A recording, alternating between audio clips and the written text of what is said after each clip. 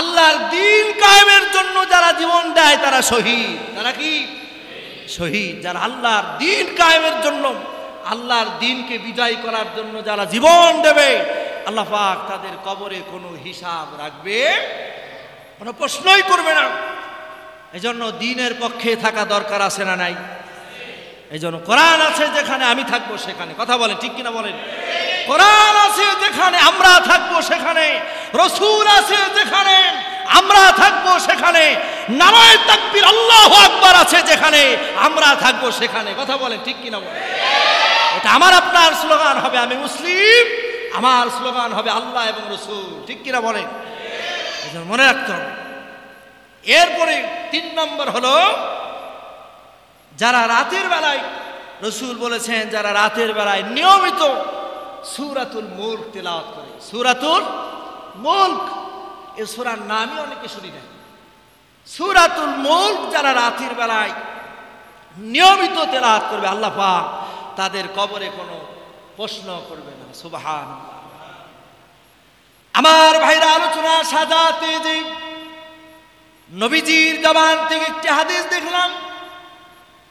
আমার নবীজির দরবারে একজন সাহাবী এসে বলে, ইয়া রাসূলুল্লাহ, আমি এক জায়গায় তাঁবু তৈরি করলাম, এই জায়গায় যে কবর আছে এটা আমার জানা ছিল না, কিন্তু তাঁবু যখন তৈরি করলাম, তাঁবু তৈরি করার পর যখন আমি এই জায়গায় মাটির সাথে মাথাটা দিয়া যখন আমি ঘুমায় গেলাম, আমি যখন মাথা রাখলাম আমার ঘুম আসে না, মাটির মধ্য থেকে এই জায়গায় থেকে আমার কানের ভিতরে তেলাওয়াতের আওয়াজ শুনতে পাই, যেন শুনতে পায় মাটির ভিতর থেকে সূরাতুল মুলকের তেলাওয়াত শোনা যায়। সুবহানাল্লাহ। জোরে বলতে কষ্ট হয় আপনাদের মনে হয়? একটু জোরে বলেন তো সুবহানাল্লাহ। সম্মানিত ভাইরা, আমি আল্লাহ রাসূলের দরবারে সাহাবী বলছে আমি শুনতে পেলাম কোরআনুল কারীমের তেলাওয়াত শোনা যায়।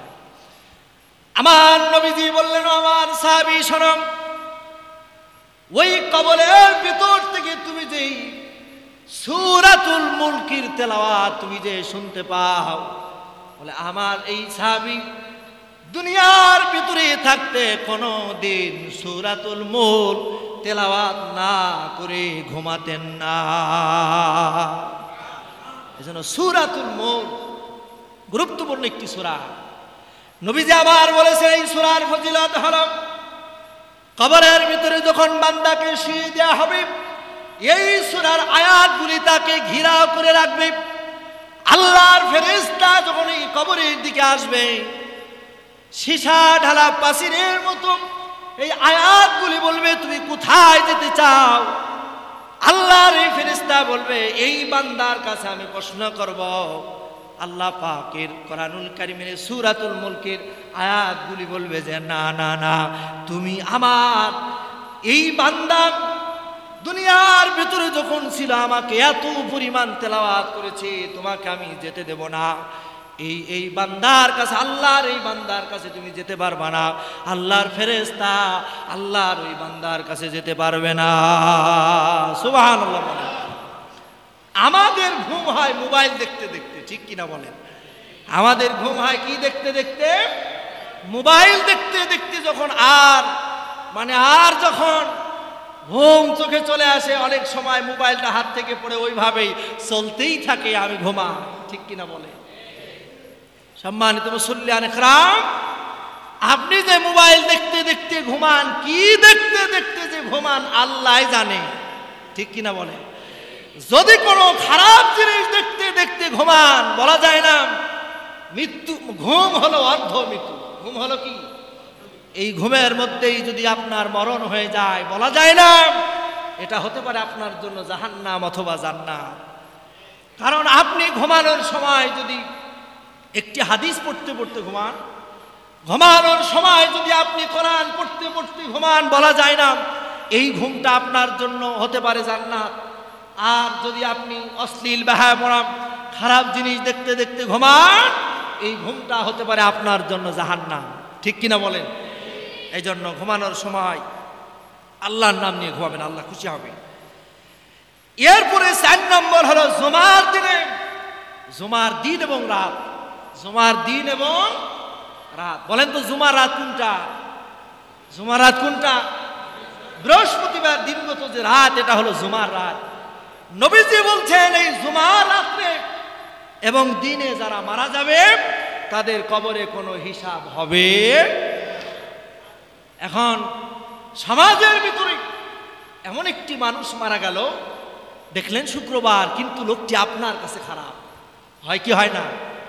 না, এটা আপনার কাছে খারাপ। হয়তো এমনও হতে পারে আল্লাহ পাক, আল্লাহ রাব্বুল আলামিন আল্লাহর এই বান্দার জীবনের কোন একটা কাজকে পছন্দ করেছে যেটা আপনি জানেন না, দুনিয়ার কেউ জানে না।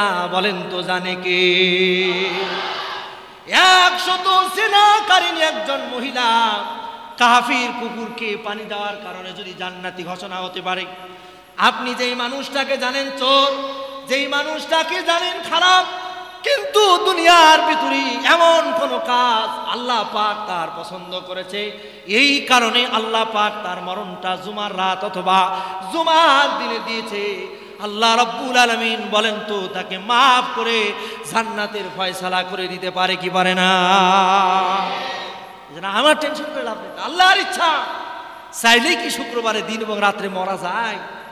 হ্যাঁ, মরা যায় না, চাইলেই মরা যায় না। সম্মানিত মুসলিম ইকরাম, এরপরে 5 নম্বর হলো পেটের যন্ত্রণায় যারা মারা যায়, এদেরকে আল্লাহ পাক কবরে কোনো হিসাব দেবে না, কোনো প্রশ্নই করবে না। সুবহানাল্লাহ।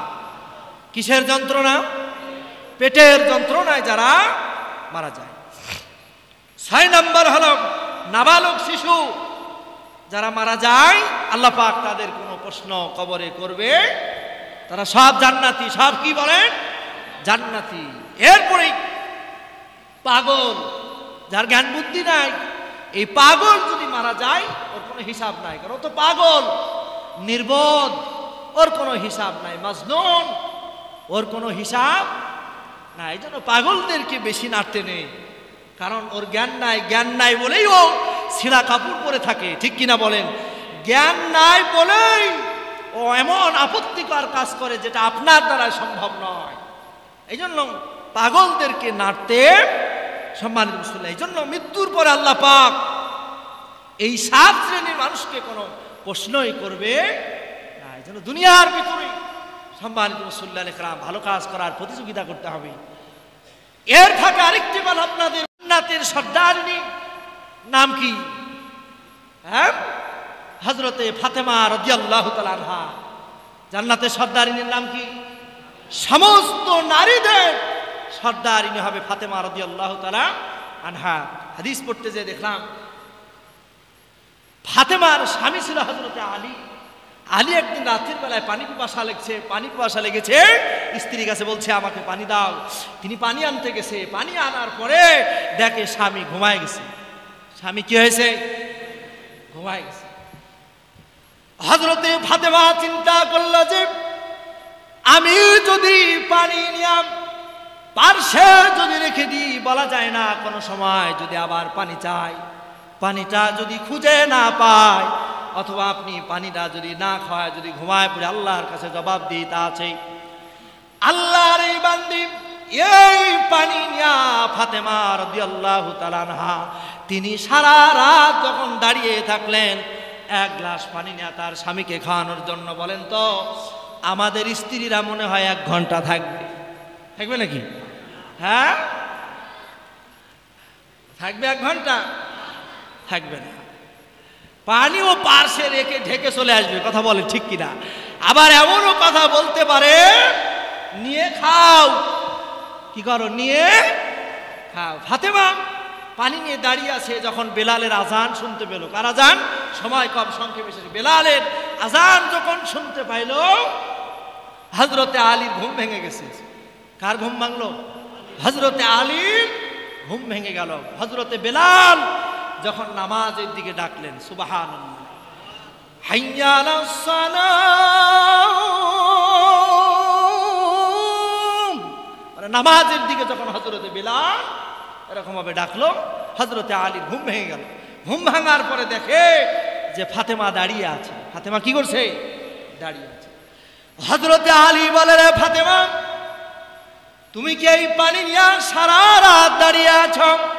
ফাতেমা বলতেছি, স্বামী গো, তুমি যখন পানি চাও, পানি চাওয়ার পর তুমি ঘুমিয়ে গেলে, এই পানি নিয়ে আমি সারা রাত দাঁড়ায় আছি। সুবহানাল্লাহ। হযরতে আলী ফাতেমার জন্য দোয়া করলেন, আল্লাহ তাআলার কাছে দোয়া করলেন, আল্লাহ তুমি আমার বিবি রে জান্নাতের সর্দারিনী বানায় দাও। কে দোয়া করলেন? কে? স্বামী স্ত্রীর জন্য দোয়া করলেন, আল্লাহুম্মা জাআলনা, আল্লাহ তাআলার কাছে দোয়া করলেন যে আল্লাহ আমার ফাতেমারে জান্নাতের সর্দারিনী বানায় দাও। আল্লাহ পাক এই দোয়াকে কবুল করে নিয়েছেন। সুবহানাল্লাহ। এখন আলী বলে, ফাতেমা শোনো, এই ঘটনা যেন তুমি তোমার বাবারে বলো না, কারণ তোমার বাবা যদি জানতে পারে আমার মেয়েটারে সারা রাত দাঁড় করায়া পানি খাওয়ার জন্য দাঁড়ায় ছিল, তোমার বাবা কষ্ট পাবে। এই জন্য তুমি আবার তোমার বাবারে বলো না। ফাতেমা বলে যে আমি আমার বাবারে বলবো না, কিন্তু আল্লাহ যদি বলে দেয় তাহলে আমার কিছু করার নেই। কে বলে দেয়? আল্লাহ পাক। হযরতে আলী ওই দিন নামাজে গিয়েছে, নামাজে যাওয়ার পরে নামাজ শেষ করে মসজিদে নববীতে না বসে খুব দ্রুত তিনি বাড়ি চলে এসেছেন, কারণ বলা যায় না আল্লাহ যদি বলে দেয়। ফাতেমা রাদিয়াল্লাহু তাআলা আনহার কথা, আল্লাহ রাসূল নামাজ শেষ করে মসজিদে নববীর মেম্বারে বসেছেন, বাবে জিবরিল বলা হয় যে দরজা দিয়া আল্লাহর ফেরেশতা ঢুকতেন, ওই বাবে জিবরিলের কাছ থেকে আল্লাহ রাসূলকে জিবরাইল ডাকে, ইয়া রাসূলুল্লাহ আপনার সাথে কথা আছে, এই সাহাবীদের সামনে বলা যাবে না, এটা গোপনে বলতে হবে। সুবহানাল্লাহ।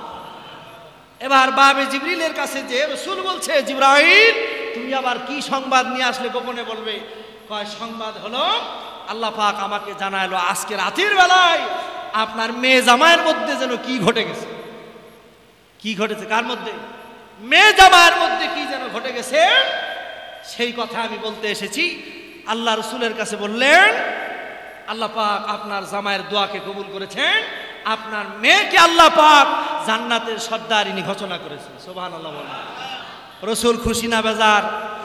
আল্লাহ রাসূল মসজিদে নববীর মেম্বারে চারিদিকে তাকায় দেখে যে আলী নাই। কে নাই? আলী নাই। আলী গেল কই?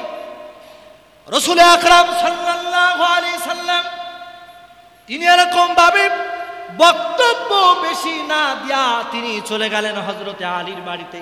হযরতে আলী দূর থেকে দেখলেন যে নবীজি আসতেছেন, তিনি করলেন কি, তিনি ঘরের ভিতর থেকে বের হয়ে ঘরের পিছনে চলে গেলেন। এবার মেয়েকে খোঁজ করলেন, ও মা ফাতেমা কি হয়েছে বলো। তখন মেয়ে বলতেছে, আব্বা কি হয়েছে বলবো, কিছুই তো হয় নাই। নবীজি বলে, ও ফাতেমা যা হয়েছে সব জিবরাইল আমাকে জানায় দিয়েছে। সুবহানাল্লাহ বলেন। ফাতেমা বলতেছে, আব্বা জান তাহলে আপনার কাছে বলার আগে একটি প্রশ্ন বলেন তো, আপনার কথা শুনবো না স্বামীর কথা শুনবো? আমার নবীজি বললেন, ফাতেমা তুমি আমার কথা শুনবে না, তুমি তোমার স্বামীর কথা শুনবে। তখন ফাতেমা বলতেছে, আব্বা জান আমার স্বামী বলেছে আপনাকে যেন এই কথা গলা না বলি। সুবহানাল্লাহ। স্বামী স্ত্রী সম্পর্ক। নবীজি বললেন, ফাতেমা তোমাদের ভিতরে যা ঘটেছে সব আমি জেনে গেছি। সুবহানাল্লাহ। এজন্য ভালো আমলের দাম আছে না নাই? আছে। ঘটনা আরেকটু ছিল, বলতে পারলাম না, সময় শেষ। এই জন্য আমি আপনাদেরকে বলি, সব জায়গায় দিন কায়েম করতে হবে। পারিবারিক জীবনে আল্লাহ এবং আল্লাহ রাসূলের আনুগত্য যদি আপনি আনতে পারেন, শান্তি দেবেন কে? আল্লাহ পাক। আল্লাহ পাক আমাদের সকলকে বোঝার তৌফিক দান করুক, বলেন আমিন।